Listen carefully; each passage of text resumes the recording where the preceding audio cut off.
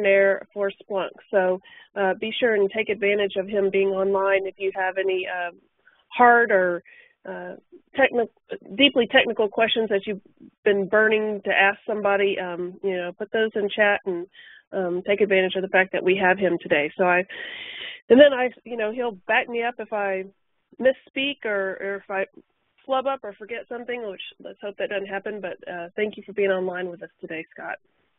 So, no okay. I'll keep you on it. yeah, do that, please. Do that. Okay, so let's get into this presentation. What we're going to do today is we're going to, you know, it's typical, we're going to look at some slides. I'm going to do a little demo, and you're going to do a little lab. And that's kind of the format we're going to follow, just kind of slides, demo, lab, slides, demo, lab. Hopefully it'll keep you awake. It'll keep you engaged. And that is one thing that I think is really wonderful about this boot camp that we offer today, is that we do give you hands-on lab time. We have a server spun up on Amazon Web. You're going to get in there and play around with it. Scott has written a great lab manual so that you'll be able to get the most out of it, but then you can get it around in there and play around if you want. Today we are looking at Enterprise Security App, which is a for-fee app, so it's not something that you can just go on Splunk and download. So today, you know, you have this great opportunity that you can get hands-on with that app and kind of a little bit of try before you buy if you are thinking about, you know, purchasing it at some time. All right. So as Scott went over, there's a little bit of WebEx housekeeping for those of you who are just logging in. Hopefully when you logged in, the first thing that happened was a file transfer window popped up and you were able to download the 4 files that I've got up there for you. If not, just go to File, Transfer, and then download those 4 files. That'll be helpful to have them locally on your machine. And then audio, as Scott said, there's no mic, so we have you all on mute, but you can interact with us through chat. Scott went over a little bit about this, but a couple more GTRI quick facts. We service both the commercial community and the federal community. Scott happens to be a little more commercial focused. I'm a little more federal focused. A couple unique federal qualifications are we did graduate from the DoD Mentor Protege NGA Raytheon program back in 2010. We do have a lot of cleared personnel on our staff. Our consultants are averaging over 10 years of hands-on experience. And just this last week, we were at our sales conference in Denver, Colorado, where our company is headquartered. And our CEO, Greg Biles, was given the final keynote. And one thing, I guess he looked up and saw our tagline, Relentless Commitment, up on one of the slides that he was giving. Of course, you know, it's his tagline. And he just stopped to make a comment like that he still really loved that tagline, that that is the epitome of GTRI. We want to be relentless in our commitment to our customer and helping you succeed. So there's just a good culture that we have in our company that is very customer focused. And then we do try to just emphasize operational excellence in everything that we do, just because we do have a lot of federal programs and federal buying vehicles that we are a part of. And so in order to maintain those contracts, we have to you know, operate in a certain prescribed way. So a little bit about our partnerships and our capabilities. Scott mentioned this a little bit in his intro. We are a Splunk Elite partner, but we are also Gold partner with Cisco, a Premier partner with VMware, a Citrix partner, you know, and NetApp, EMC. So we have a lot of experience in the hardware realm as well as being a Splunk Elite partner. And so helping you to integrate all of this into maybe your Splunk practice or your Splunk instance, and how you know, interface with the hardware that you're trying to gain operational intelligence from.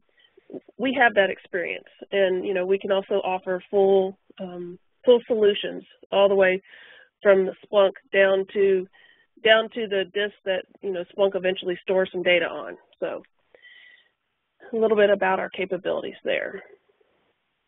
Our Splunk practice overview, what a cute picture that is. You happen to be looking at my sweet girl. She's my daughter, 7 years old, and if you look at her t-shirt, it says "Looking for Trouble." So one of my favorite business development federal guys over at Splunk is Mark Lunny, and he made a purpose last week to bring me that shirt for my daughter. I think he thought it'd be cute if she wore it to school, but I haven't let her wear it to school yet. I'm afraid they might look at me with a little bit of trouble if I had her wearing that. But on the back, of course, it says Splunk. But anyway, we are Splunk's first elite partner and one of only 2 certified training centers in the U.S.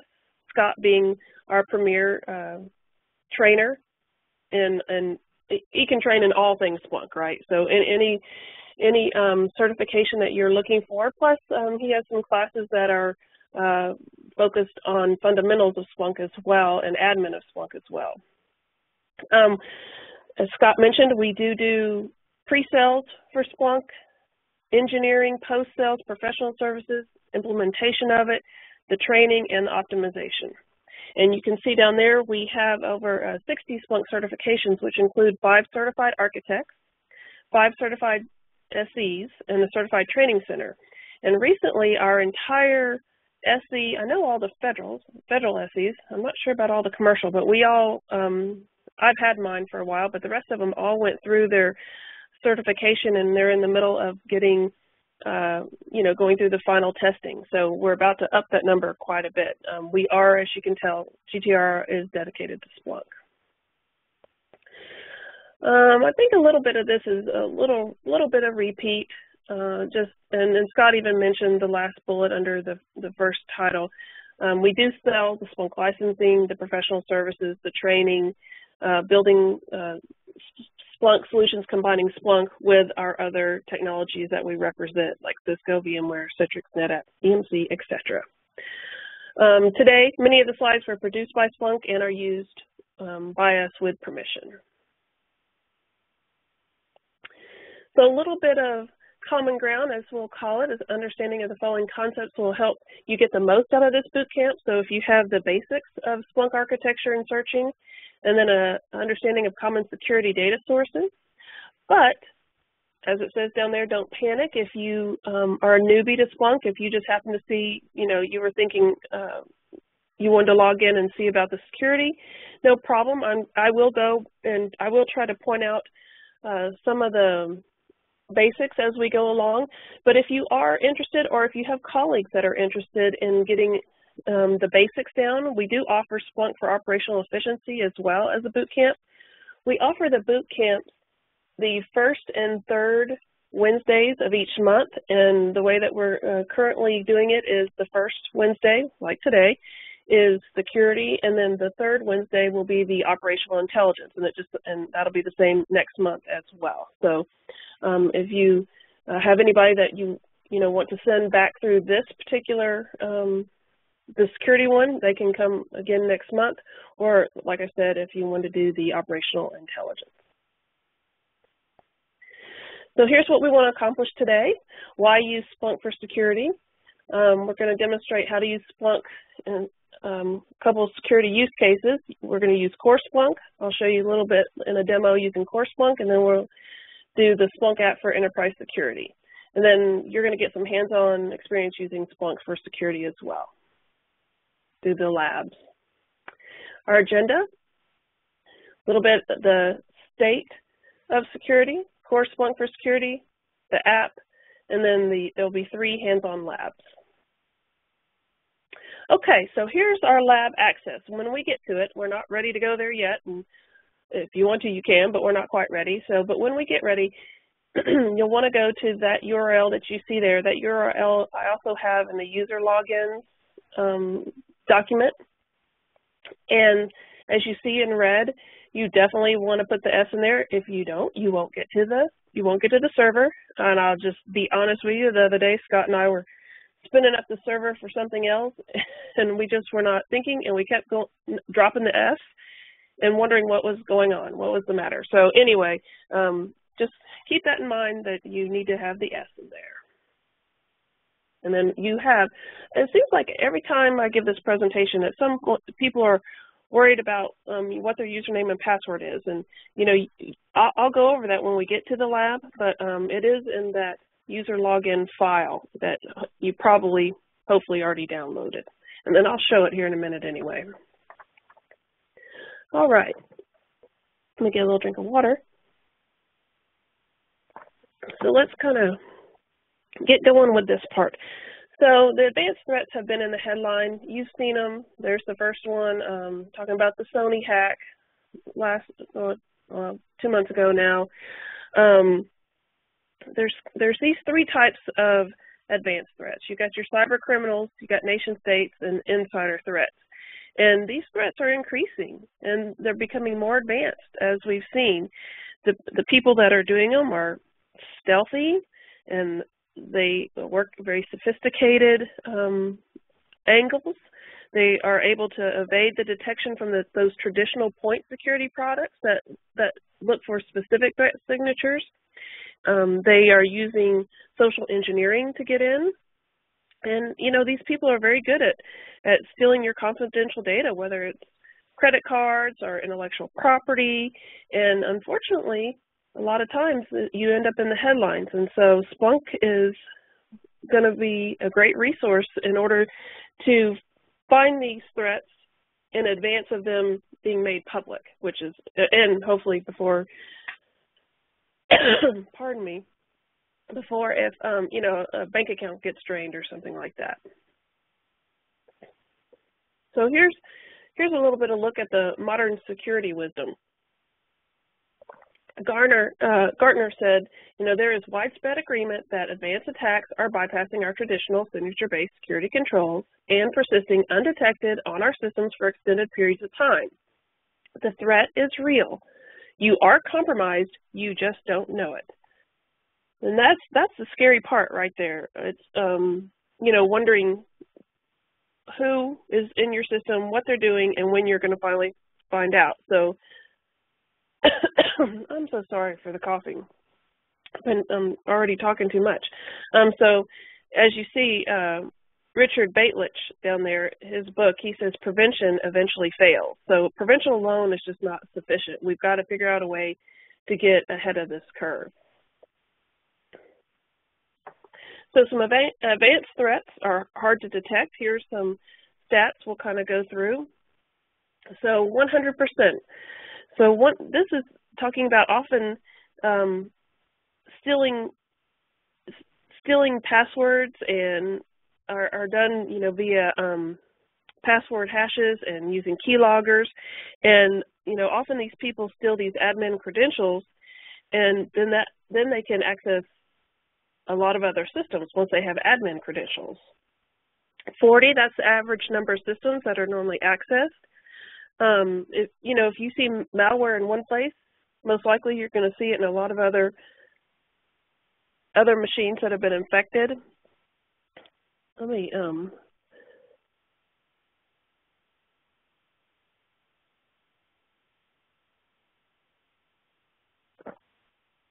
okay, sorry about that. One good cough. It's just winter time and it's hard to get over everything. So anyway, that's how many machines, the average number of machines that are probably infected once you discover the first one. 243, the median number of days before detection. Somebody's been in your network, causing havoc for, a long time, and they're moving slow and low, and they're trying to stay underneath the radar and, not set off any of those alarms from those point signature-based security products like an anti-malware software solution. And this is what Splunk can help you find ahead of time. And then 63%, the victims were notified by an external entity. You don't want that call from the FBI saying that, somebody who is, a bank account was drained, like we were talking about, a customer complains, and then, that's how you find out that you have been invaded through invaded into your network or your systems or whatever it is. Okay, so our, here's the point. All data is security relevant. It equals big data. Yes, you may have a traditional SIM that is gathering these types of data, and that's great.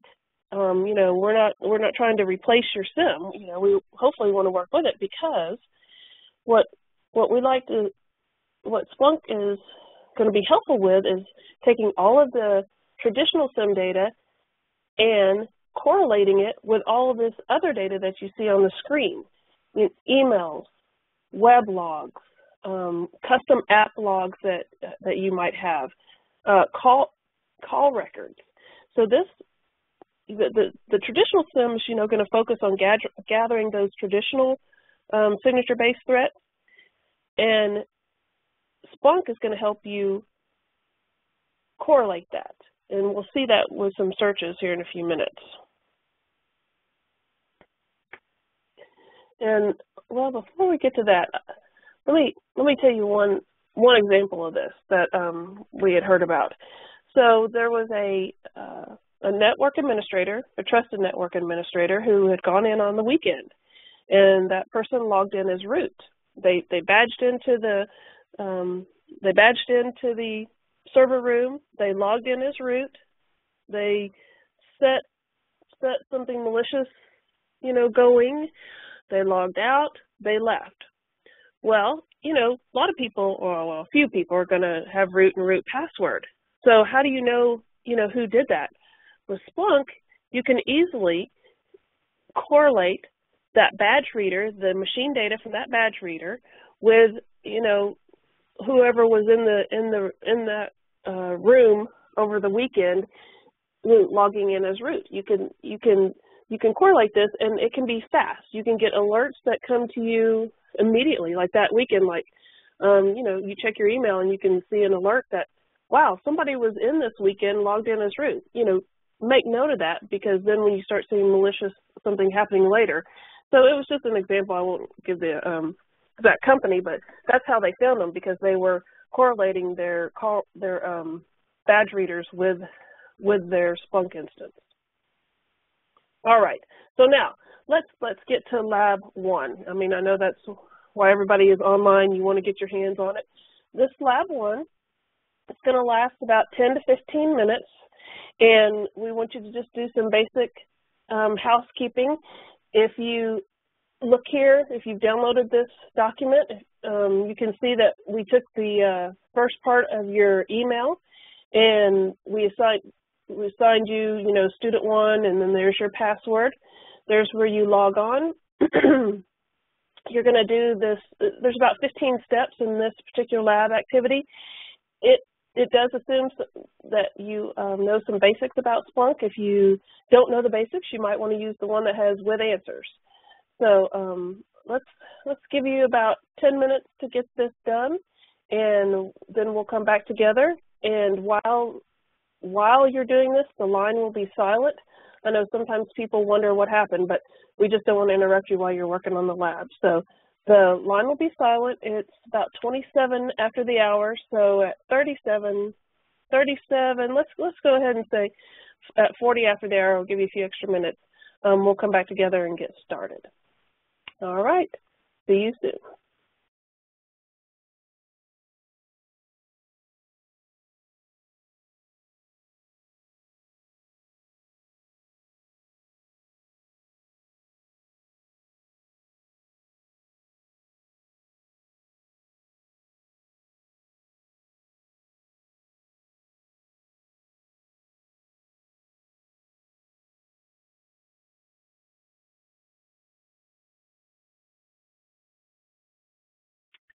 So one of the things I didn't point out, Kathy, is that when we set up our it's kind of ironic that when we set up our server out there, we didn't do the special certificate work out there. So you will get the SSL certificate warning on that. So I will tell you that we just spun it up. It's fine. So you go over there, and if you're not comfortable putting the exception in, then you'll have to kind of follow along and not look at the lab, but you will have to accept that certificate issue, which is ironic for a security boot camp, but that's kind of the way it's laid out.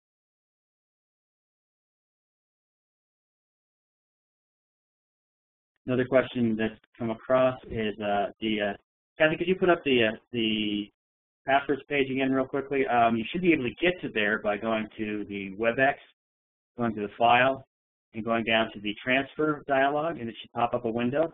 Several people have had a hard time finding their way there, I think. There's a user login document there that you can download that will, you shouldn't have to rely on the screen. There should be, you should actually be able to download that. There's a user login for this particular date document down there. So you should be able to find that there.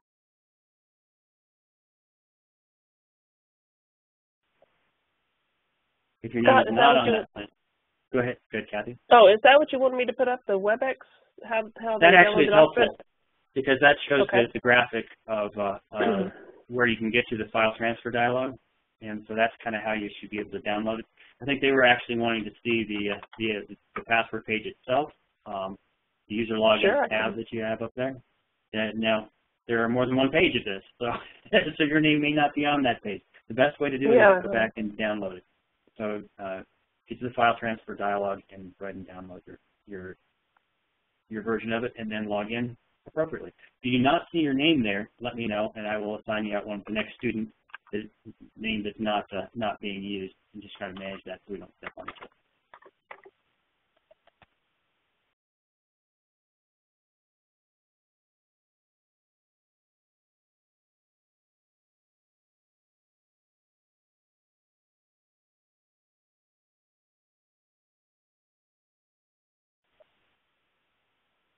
Okay, let's get going again. Hopefully you were able to get through Lab 1.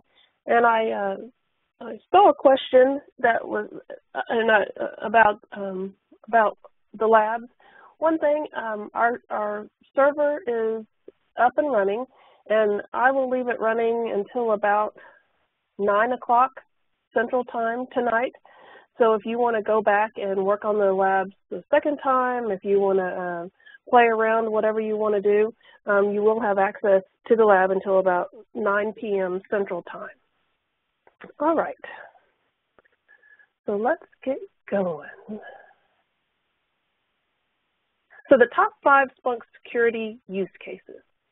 Splunk can complement or replace an existing SIM. And as you see right there, these are the top 5 use cases: the incident investigations and forensics, security and compliance reporting, real-time monitoring of known threats, real-time monitoring of unknown threats, and fraud detection.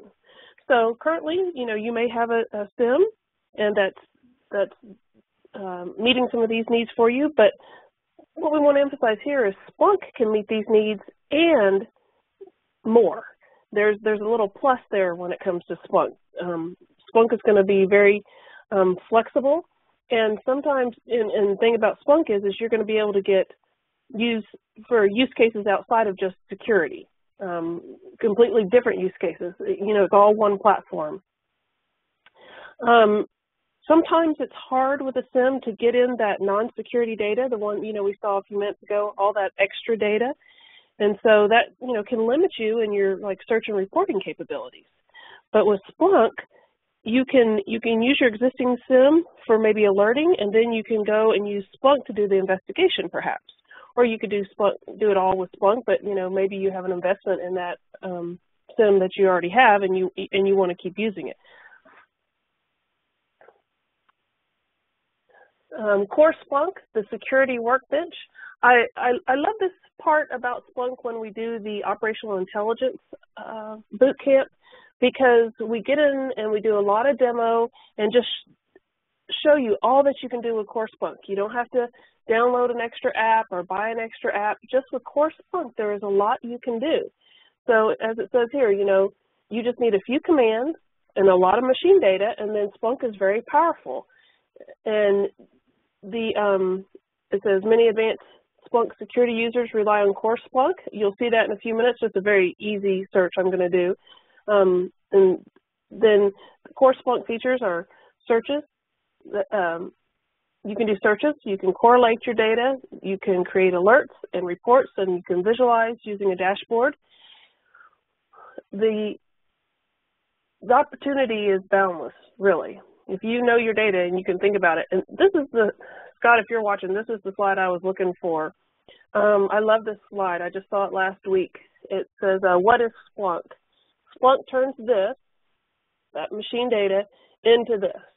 And that is just so simplistic and so true that, you know, you as network administrators and security admins and data administrators, database administrators, you know your data.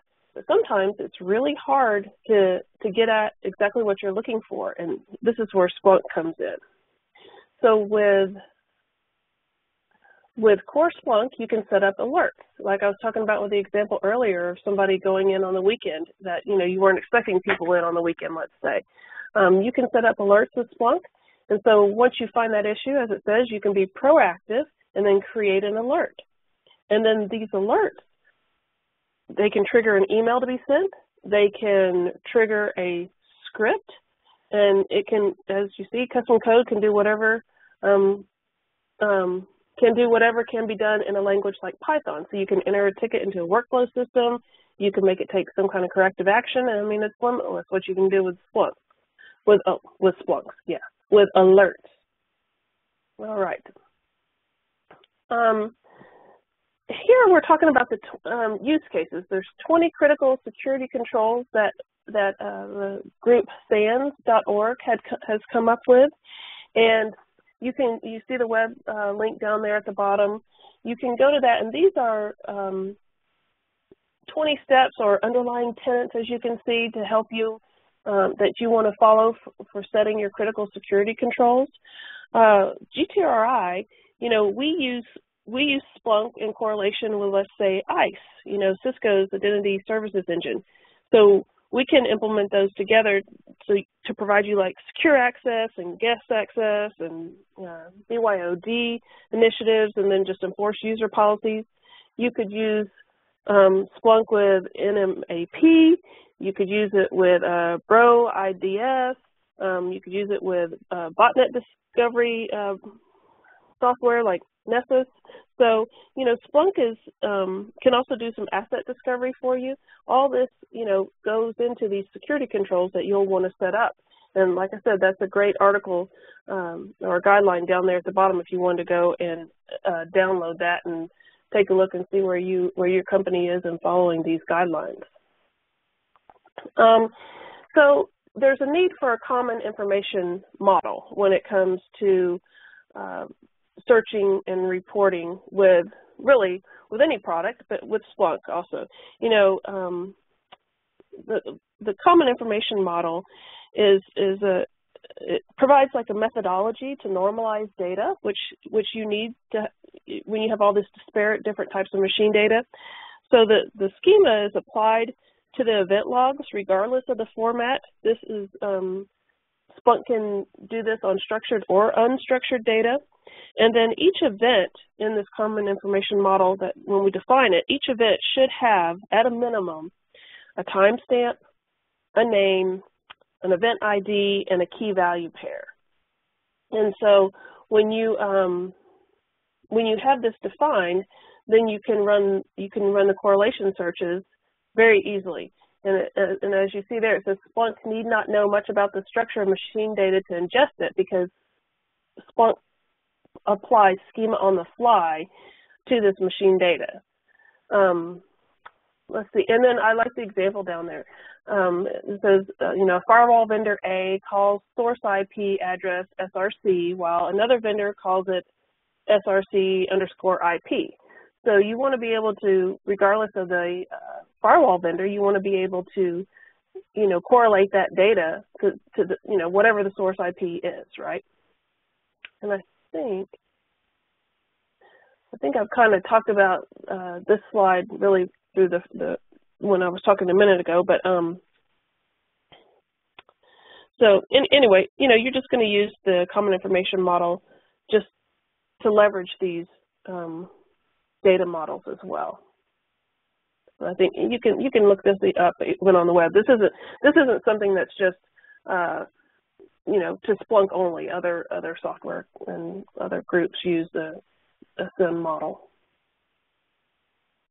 Here's SIM, a closer look. These are just fields for network traffic. This is just an example, just to show you, you know, all the different ones that you would, some of the same events that you would want to apply the common information model to.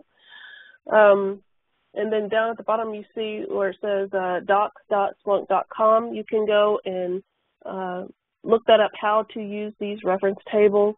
So, and I want to point out at this time, Splunk's website is amazing. There is so much there. There's just so much there that they have, you know, you can download the software. They have their apps. They have all their documentation. They have a user forum there.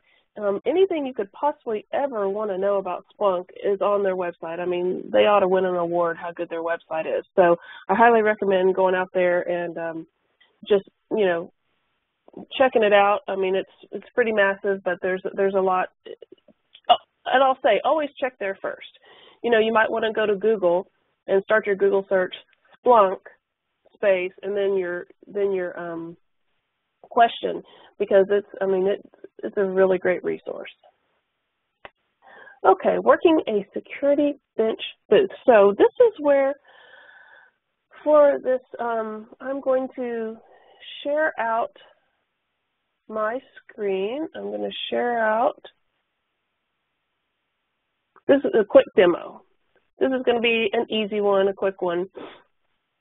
And Scott, I'm going to do this one as admin, and I'll log back in as myself here in a little while. Okay, so we are looking at the newest version of Splunk. If you look here, we're looking at 6.2.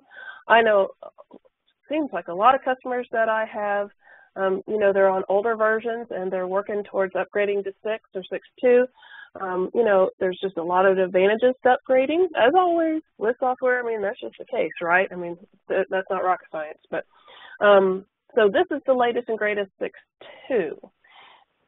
Just like with at least 6, you know, version, you can always come up here to where it says the Splunk icon, and this will get you back to this home page.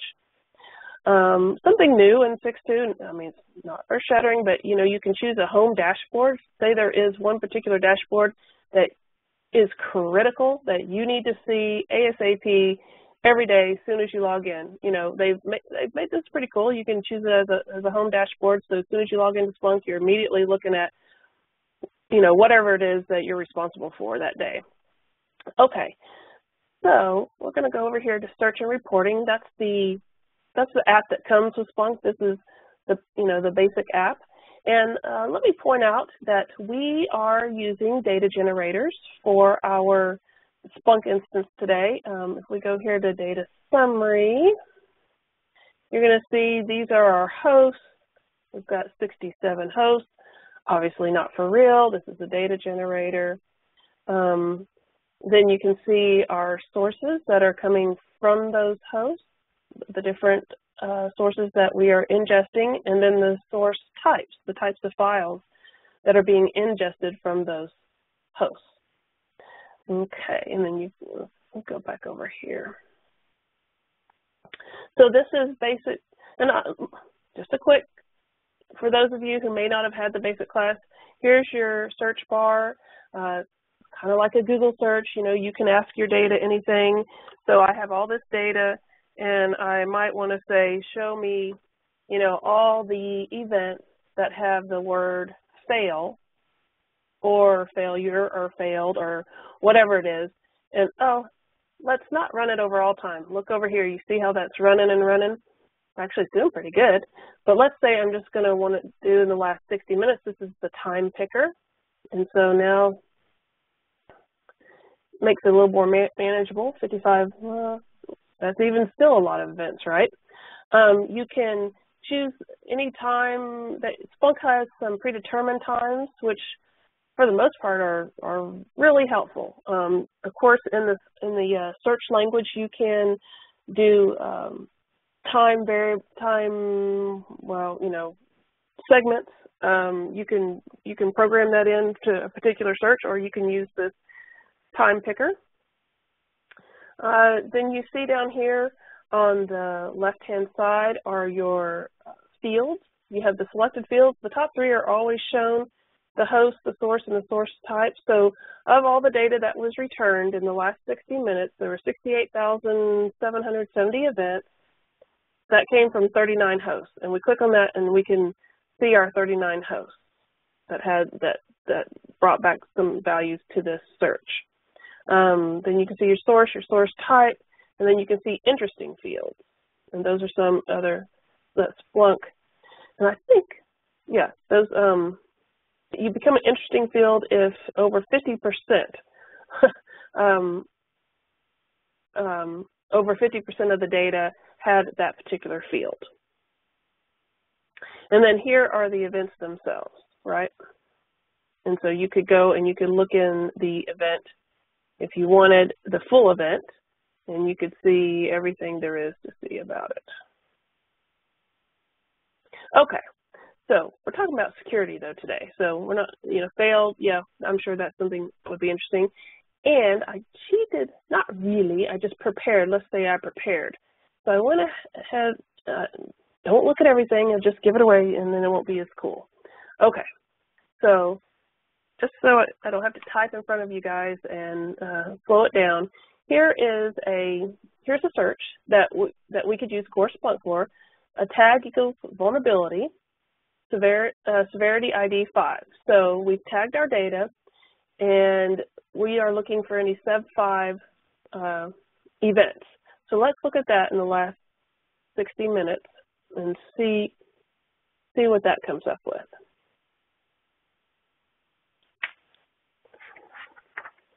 So these are machines that have high vulnerabilities. Okay, so we came back with 9 events.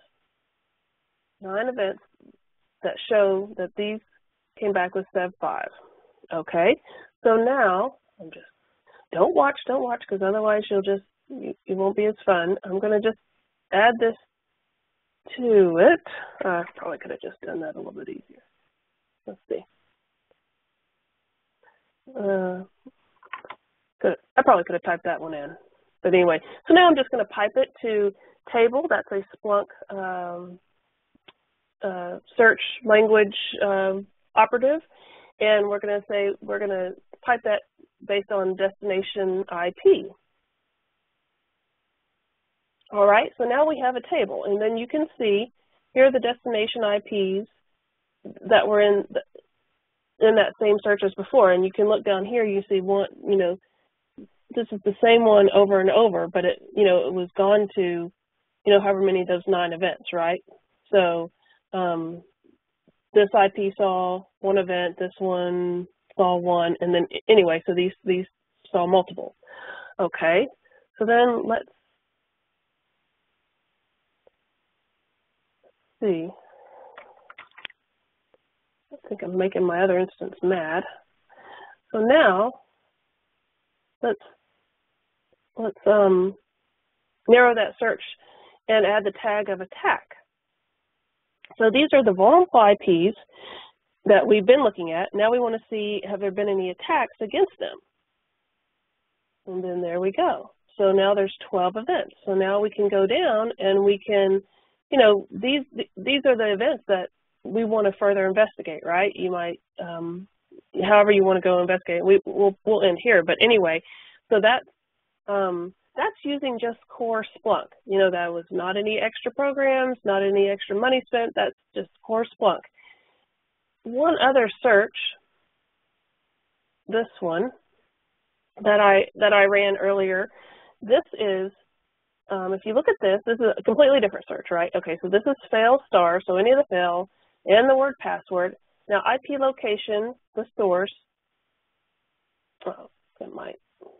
See, I think that. Let me just rerun it. Probably doesn't like it that I let it sit there. But anyway, this is just to show, again, this is core Splunk and the power of Splunk's visualization. So what this has done is this has taken those, the location of the failed passwords and where they were coming from, and it's mapped it. So looks like maybe Dallas is having some trouble with some failed passwords. Boston. Over here is that England, I guess. And then over here in Africa. And so the interesting thing about this, as in everything in Splunk, most everything is hot, right? See, let's go over here to Dallas. See, the count is 7,129, and it tells you the longitude and latitude. If I were to click on this, that would take us to all the data that supports that. I'll just go ahead and click on it. I'm not sure how long it'll take. Yeah, so let's see, it's still running. I think I'll just let it run. So anyway, so that just takes you to the underlying data, and that's another great thing about Splunk is the underlying data is never too far away. Okay, so that's just a little bit of, as we call, core Splunk. So what we're going to do, let me stop sharing that. Stop sharing that, and we'll go back here to the presentation. And we are at Lab 2. So Lab 2 is you're going to be adding to your security dashboard. This lab is only going to take about 10 minutes. Hopefully you have downloaded the lab activity document. And we're going to do Lab 2, add to your security dashboard, 10 minutes. Let's see, it is, I'll just say it's the top of the hour, so at 10 minutes after the hour, we will come back and get started again. So good luck with that, and if you have any questions, be sure and put it in chat, and I might see it, or for sure Scott will see it. All right, the line will be silent while you're working. Thanks. A lot of questions on lab steps, and just wanted to go ahead and talk to a couple of those. Splunk is very, very picky, shall we say, very, very particular about how you spell things as far as capitalization. If you're looking for a source type and things, you need to make sure and get some of those spelled exactly the way they are. It might be helpful for those of you that are having problems. It might be helpful to use the actual answers document, because then you can see underneath exactly what it was looking for, what you'd need to type in. In this case, like step number 2, it says if you're looking for the Juniper IDP source type, you can if you have the answers document, it actually will tell you that you can go and put in the chat this is what you'd put in the actual search bar, source type equals Juniper IDP. So it's just kind of touchy. You may want to look at the answers doc if you're not, in order to just validate what you're doing and make sure that it works. I'm still working on another set of questions, but just thought I'd throw that out there because people were having some problems.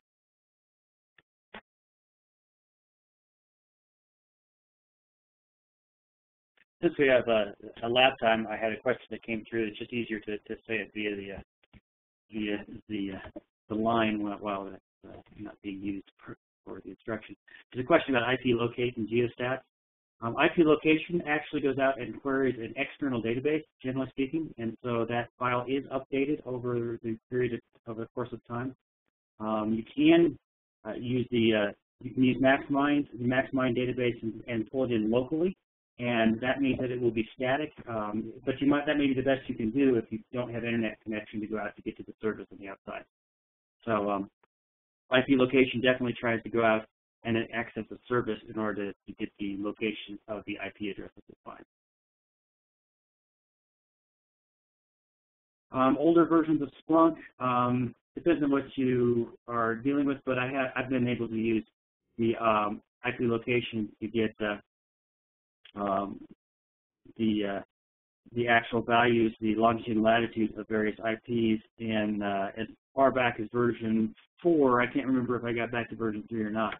But at 4 and above, you should be able to do that. You may not be able to use the geostats command. That came in at 6, but you can use a Google Maps application, and it will allow you to do a mashup on a Google Map as well. So you can still do that in 6 as well if you wanted to. So you can use the geostats from the 6.0 version of Splunk, or you can, which is internal to it, or you can use actually a Google Maps application to map things. So there's 2 different ways you can do that.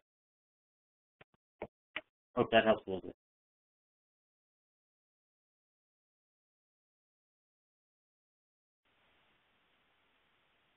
Okay, so I think our time is up for Lab 2. We're going to go ahead and move on now, but like I said, no worries. If you didn't finish it, you can work on it up until 9 o'clock tonight, Central Time. Okay, security information and event management defined. You know, we've been talking a lot about a SIM. We throw that term out there a lot. Most everybody on the line, I think, since you're interested in security, you probably understand it. Here's a definition. You know, and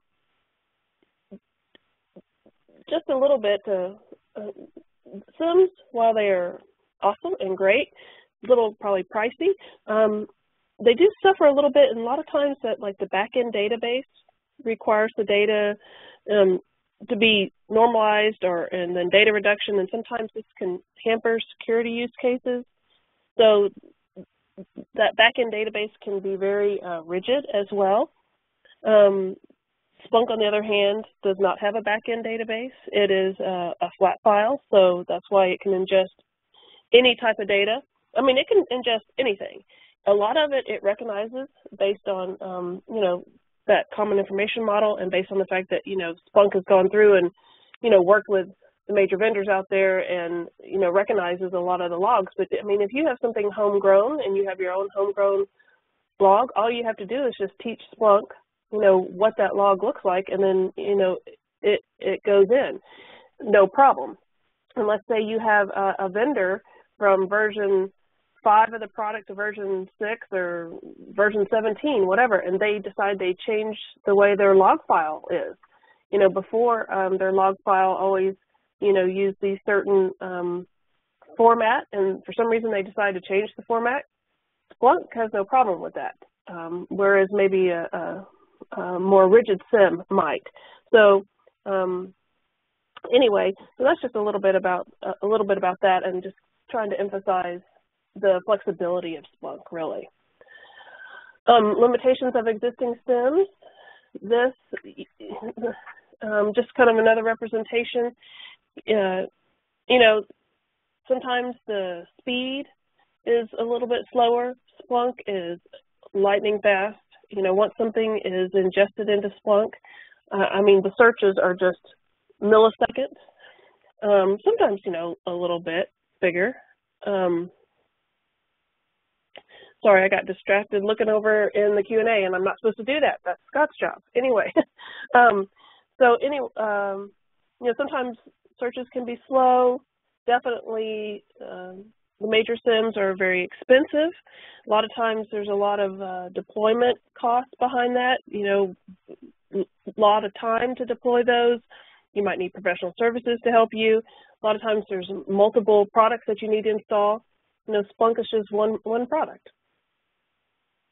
And then, as the top one says, limits view of security threats. It's kind of hard to collect all that different data that is both security and non-security related. So this is always a good slide. I always like this one here on the left. It's showing, you know, all the different types of machine data, whatever it is, that real-time machine data is ingested into Splunk. You can see Splunk, there's kind of 4 stages, I guess, to Splunking. So first, you know, you're going to have your input, and that's all this data that's gathered from all these different sources, the files, network ports, whatever it is, okay? Then the second stage of Splunking is parsing the data, and that's where your data is analyzed. It's broken down into the events.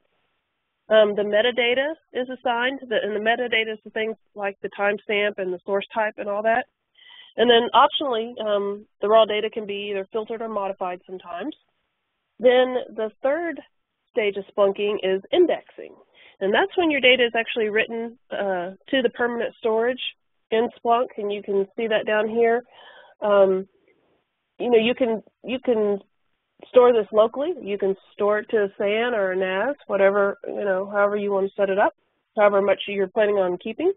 And then the fourth stage of Splunking is the searching. And that's where those searches are run on all this data that's stored in Splunk or even other data stores, maybe an SQL database or Hadoop or whatever it is. And up top you see, you know, you can do ad hoc searching, you can do monitor and alerting, which y'all have been working on. You create your custom dashboards.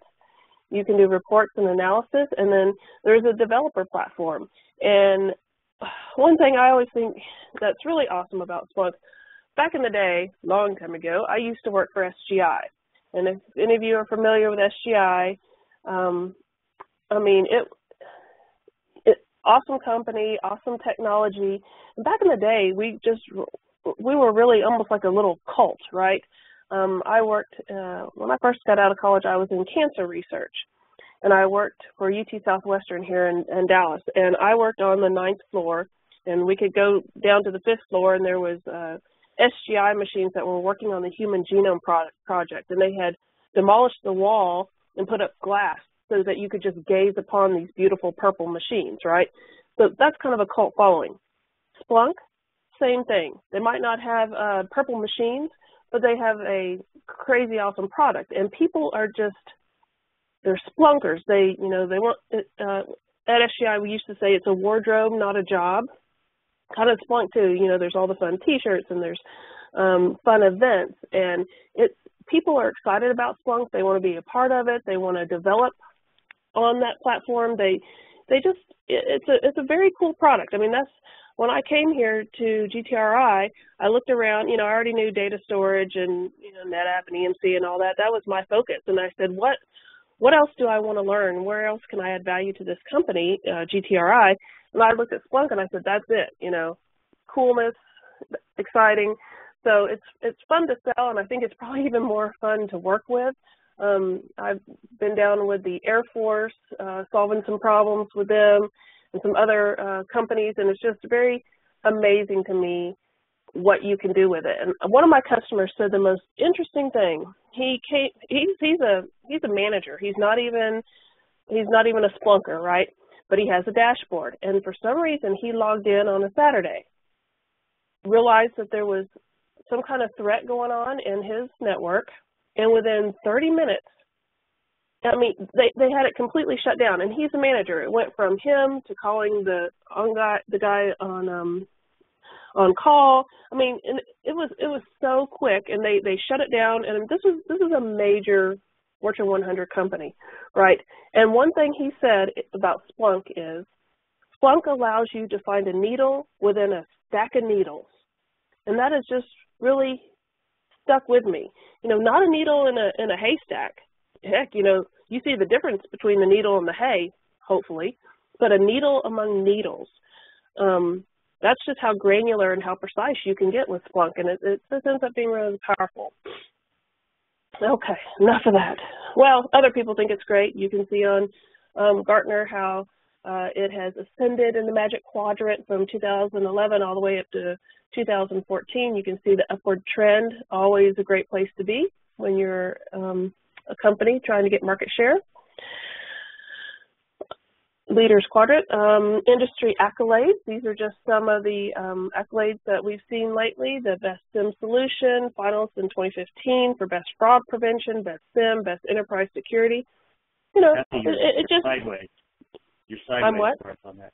Your slide is sideways. Really? It's not when I'm looking at it. Let me see. Okay. Now. Now sideways the other direction. Okay. There, upside down now. Good. That's good. And now, how is it? There we go. There it is. That is so odd. That's a WebEx trouble because it was perfect on my side. But thank you for letting me know. Yeah, I was just seeing if you're paying attention. Last week during our sales conference, I kind of always wished that maybe in the middle of whoever was speaking, how you're listening, and then your mind fades off for a minute, and you're thinking about whatever you're thinking about, and then it comes back, and you're like, whoa, what did I just miss? And I always thought if the presenter would just say, hey, everybody, 42 is purple, and say something random, then you might click back in. So any of you who have faded away, my sideways slide hopefully brought you back. All right.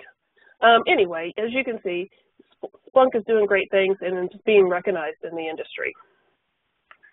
And then Splunk key differentiators. You know, sideways as well. Really? Let me see. View. Let me do it left and then back right. Now how is it? That looks great. Just tell me on the next one too. I'll keep you on it. Yeah. There you go. Thank you. So key differentiators. I have a pet peeve when somebody puts up a slide and they say, "Oh, I'll just let you read that." Well, then why'd you put it up if it's so hard? So I'll just do a quick read through of this for you. Keep you paying attention. It is a single product. It has a user interface and a data store. It's software only. You can install it on commodity hardware, although you do want to look up and find out the minimum requirements of that commodity hardware. You want to make sure you're meeting those requirements. Quick deployment plus easy use equals fast time to value. That is their mantra, right? I mean, within, you can install it 5, 7, 8 minutes. You can start ingesting data right away. And then you can start asking questions of it, and that's the time to value. It's within 30 minutes to an hour, you can already be finding out answers to questions about your data. Then you can start, the proactive working towards that operational efficiency where you're actually doing alerting ahead of time as opposed to, finding stuff later. You can easily index any type of data. I talked about that earlier. All original raw data is indexed and searchable. I did mention that earlier. Big data architecture enables scale and speed. Flexible search and reporting enables faster, better threat investigations and detections, including finding outliers and anomalies. So true. I mean, that's the whole point, right? To find those outliers and anomalies. I'll tell you this quick thing. I was judging the slides for a project at my daughter's school a couple weeks ago, and I was judging the second graders category. And I'm reading through, I read through the whole presentation that went along with the poster board. And one of the things the child talked about was the outliers. I was like, really? Okay, I'm not sure a second grader knows what an outlier is. Maybe they're really smart parents do. But anyway, it did make me think of Splunk. I was thinking, and then did you Splunk it to find the outliers? But anyway, we'll see actually when we get to the demo, how we use one way to see outliers. An open platform with APIs, the developer kit, and then use cases beyond security, support collaboration, and return on investment. So, you can buy it for your SIM, but you can do a whole lot more with it. All right, so the demo I was just talking about, is that slide, it doesn't matter if that slide is sideways. Is it, Scott? Must not be. Okay, isn't that so strange? So let's go to... Yes, it is sideways. I had myself double muted. But yeah, this one is sideways as well. That's so silly. It's not on my side. Okay, so we're going to, I'm going to go through the Splunk Enterprise Security demo. You'll probably want to watch that a little bit unless you're already in there playing with it. After this demo, we're going to have the lab 3, and that's going to be about 15 to 20 minutes. So if I'll try to make it so you don't have to go over too far from the hour, but I think we'll get it all in. Maybe I won't do everything. So let's get going. So let me share my, there it is. Okay, we're back to Home Sweet Home Splunk 6.2.0, and as we saw earlier, here are apps we have installed on this particular instance of Splunk for you. I mean, we could have a whole lot more. And I have, those of you who are observe it, I was logged in as administrator earlier. Now I'm logged in as myself. And I'm sure Scott gave me lots of privileges, though, so I'm not going to worry about anything. So I'm going to go straight to the Enterprise Security app that we have loaded here. And the reason I point that out is sometimes when we're logged on as administrator, we see a lot more than what we have. You guys, y'all are all super users, I think, or power users, super users, and so you see a lot, but you don't always see everything that might be on my screen. But probably now we're aligned a little better. Okay, so here is the home screen for the Splunk app for Enterprise Security, and let's go ahead, let's just dive right in. We're going to go straight to security posture. Before I get going, let me take a little drink of water while this is loading. So the first thing we see is a dashboard, a beautiful dashboard that Splunk has made for us and that we have paid for. That's why it's so awesome looking. This dashboard, along the top, we have notables. We'll talk about that in a minute. Then we have some other panels, which you probably did a little bit when you were doing your last lab. So we have some other panels, notable events by urgency, over time, top notable events, and top notable event sources. So what is a notable event? Notable event is the result of a correlation search, and it's not necessarily a security event or incident because, as Scott has taught us in our classes, that those are biased terms. And so so Splunk chose the term notable, and it's something that may need further investigation. So along here on the top, as I said earlier, we're using a data generator. So normally what you would see is this is like the change within the last 24 hours, 2,000 notable events within the last 24 hours. See how they're all the same? A lot of times that would be different, right? Let's say endpoint notables, like today we have 84, or yesterday we had 84. You know, you could have a green arrow going down showing, you know, a different number of events, you know, and that's always good, I guess, if things are going down and not up. In all of these situations, up is bad. So you see this panel right here, see where it says edit? We can click on that and we can hit this little plus, and these are other notable events that we could add to this dashboard if we wanted to. And I think Scott has counted them. There's about 65 of them. And so all we would have to do is click malware, new infections. I'm going to go ahead and add it. You see how down there now it's added? And we could just keep adding whatever is important to us. And then hit check, and now we've added that notable event. And that's just how easy it is, which I love. Let's see, what else? Okay, we added that. Let's go down here to notable events by urgency. As we've talked about in the past, anything that is you can highlight it. You can go to the events underneath it. We could, as you can see, this is 6 events, 102, 179, 92. So these are all predefined, but they could be changed as well, like the urgency levels of them. So let's go and look at one of these events. Let's click on this count critical.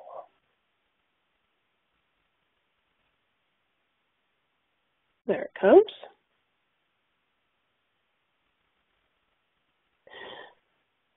And so you'll notice this is filled in automatically for us. This is pre-filled in critical because that's the one I clicked on, right?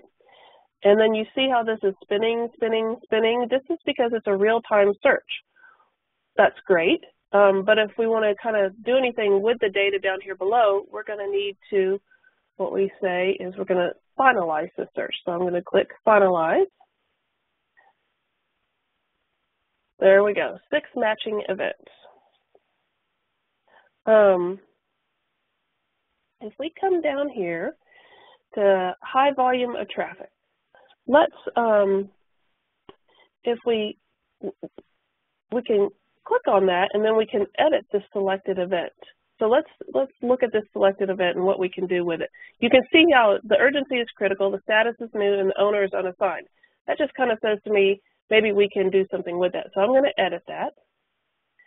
And the status is, let's say this is, let's call it in progress. The urgency, now we're going to leave it as high because if I happen to change this, then it won't be part of this finalized search anymore, right? So I'm going to leave that. And then owner, I am going to say Scott Anderson Extraordinaire. I'm assigning this to you. And he knows because we've talked ahead of time that I want him to go out and check, you know, what's the problem with this high volume traffic event. Let's see, there it comes back. So now you can see you can see that now it's in status. I talked to Scott about it, and he's the owner, and he is going to start digging into this. So what if we wanted to, let me select it. Well, oh, it might not let me select it because I've already,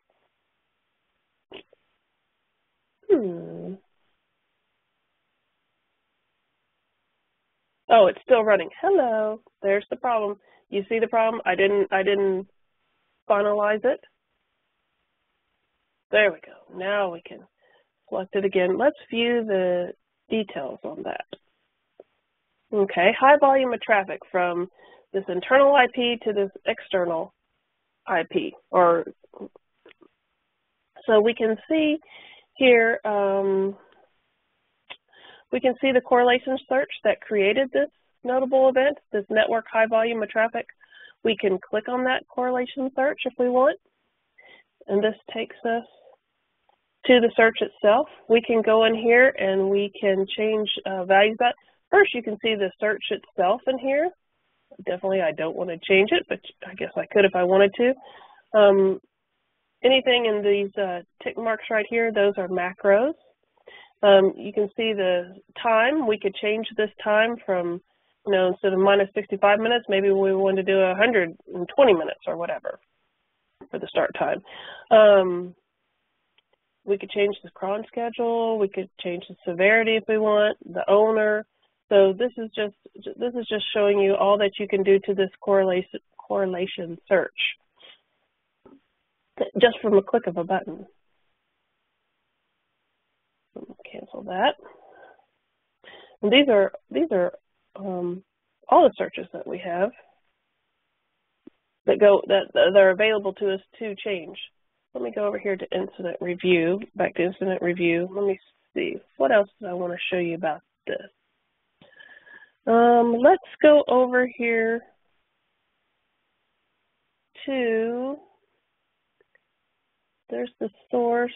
Where is the destination? 109.234.232.42. We click on this down arrow. There's a lot of stuff you can do about this, but let's go down here to the domain dossier. And that looks that up.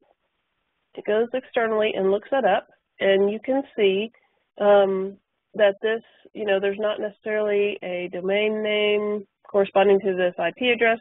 Sometimes that can be a little worrisome, is it legitimate, is it not? You can go down here and see, okay, Albanian mobile communications. If you have a satellite office in Albania, awesome. You might want a lot of communication between that IP address and your server. If you don't, this might be a notable event that you want to do further investigation on. That's the whole point, right? Okay, what if, let's see if we can go, while we're down here in this data, let's go to the source. Let me scroll down again. I thought I wanted to show you something else, but let me go to source.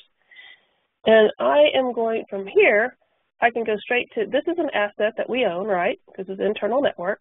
I can go to Asset Investigator. Now I could go up here and get, I think I can go to Event Investigators, Asset Investigator, but this is just another way to get to it. So let's do it from here. Because, we're already at the asset. Why type it in? Because this is going to pre-populate the field for us. Okay, so here we're at the Asset Investigator. And this might not have been, let's see. I might want to pick a different one. I probably picked the wrong. Let me pick another one because that's not really showing us too much. Let's pick 10.11.36.20. Let's look at that one real quick.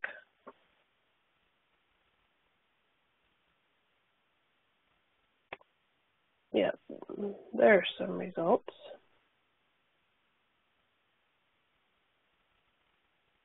All right, so this is showing us, you can go in, and this is your asset that you own, I guess, probably. You can see the information about it up here.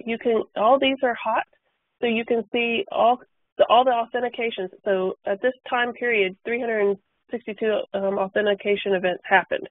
Here are the users that were authenticating plus 102 more, right? This is a busy machine. And you can click on whatever and there's an interesting user, hacks, or I don't know if I like a user that has anything that sounds like hacking. So you can search on that. You can see the attacks on this machine. All these are, like I said, you can click on them and see what the underlying events are.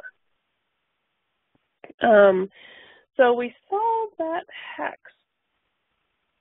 Not somebody, do I have a user that I would give that such name to? I don't think so. So let's go up here to the investigator and let's just investigate that identity.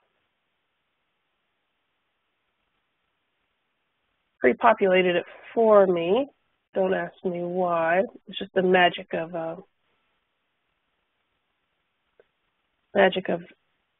Scott and owning the server. And there you go. Here is all the authentication. Now we're looking, before we were looking at a particular asset and this, all these different attributes about that asset. Now we're looking at a particular user and where this user is going. Well, this user seems really busy authenticating to some of our servers. This may be okay, this may not. But this is something you would definitely want to investigate, right? And this is just a great way. You could pick any user and do a search and figure out, where they're going and what they're doing. And that just, that can be very powerful when you're really trying to do, threat detection and advanced threat detection. So just many of the powerful aspects of Splunk and this enterprise security app. Now I'm looking at the time. It's about 20 until the hour. That's just about time that we have. Let me look just one more thing, and then I'll let you loose on labs because I don't want to hold you over too far. Let's look at this advanced threat and this threat list activity. Let's look at that real quick. So in this is, again, these are some fields that we want to populate with. Let's go here and do network traffic. Let's see. Wait a minute, that might not be the one that I want to do. Let's actually, I think with our limited time, let me go over here to predictive analytics. That might be more interesting for right now. Let's do that one. So now let's look at network traffic. And then the object we're going to look at is the, let's say, DNS traffic in the last 24 hours.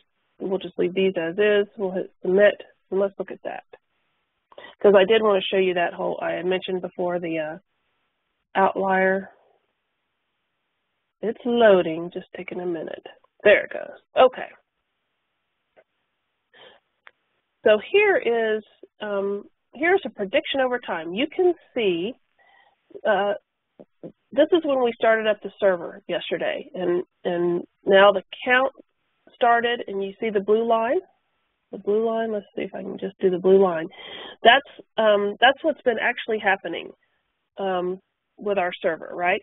Here is the prediction, and so you can see if anything were to fall, if that blue line were to fall outside of the predicted line, then that's a point in time that you want to research. Again, it's all about this notable events that you might want to further investigate. It's your data, right? You're going to know more. Splunk's going to tell you where to look. I mean, but it's not Splunk's data, it's yours. So, you may say, oh, well, it's fine. That whatever that is, that's fine. But it might be something that, you need to look at. Okay. So you have access. There's a few more things we could point out, but you have access to this app. You can go through it and play with it all you want. You can look at the advanced threats, this threat list activity. You can go through and mess around with this. Yeah, that's actually, it ran already. So you can see the see the threat list activity over time. You can go through this and kind of study some of these different panes. I want you to have time to be able to do your last lab, though. So I'm going to go ahead and stop here on sharing this. And stop that, because we have a little bit after the lab that we kind of want to, well, let's see. Here's just kind of a summary of what we talked about to this point. We've talked about core Splunk. We've talked about. You can read sideways.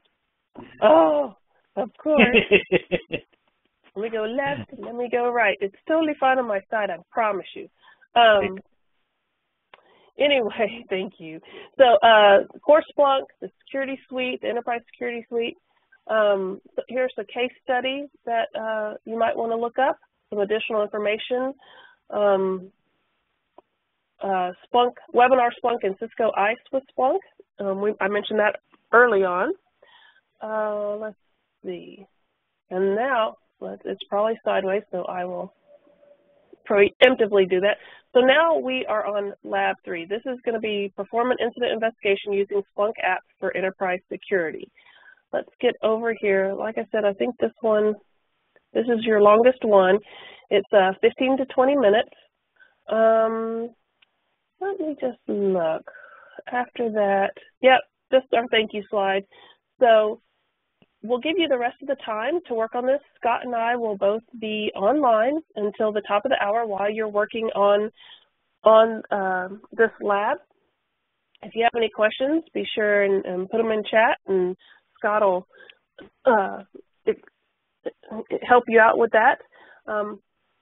And then right at the end, we'll just say a couple of goodbyes, a couple of housekeeping, and we'll let you go. And I just want to say I do appreciate everybody who's been on today, and those of you who have been helpful with good comments in chat and questions, and just letting us know that you're definitely working on it and interested in it. You know, that's always, as a presenter, we always like to see those questions in the activity, because that way we know that you're actually, you know, you're actually participating and getting something out of it, because that's our goal. We want you to get something out of it, and that's why we offer this and do this for you. I am going to be quiet now and give you the last 17 minutes to work on Lab 3. If you do decide to drop off now, great. Come back and see us for the next boot camp. You have our emails. You can always email Scott and I if you have any further questions, or if you are interested in having somebody come out to your company and do a demo, or you know, talk to you about it in any way. That's what we're here for. Okay, really, this time I am going to be quiet and let you work on your lab. Thanks, guys.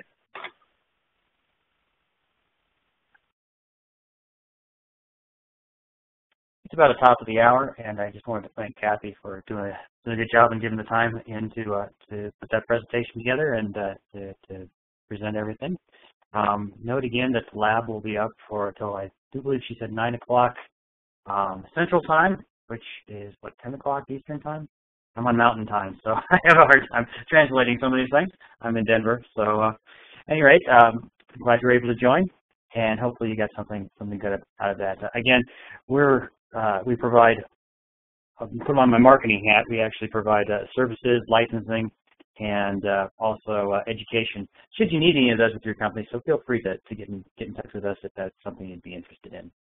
So we'd welcome you back from a different boot camp. The other one is actually has more of the nuts and bolts of exactly how you go about putting screens together and actually doing some basic searches and working through the interface. There's a little more introductory level, and that's another sideways slide, by the way, Tony. And but feel free to contact us, and we'll get our slides straight, and we'll all be good. So I hope you have a good day, and thanks for joining us. And if you have any questions, let us know. And our emails are both on that slide, so just send questions our way if you have them. Thanks a lot. And I say thank you too. Have a good rest of the day.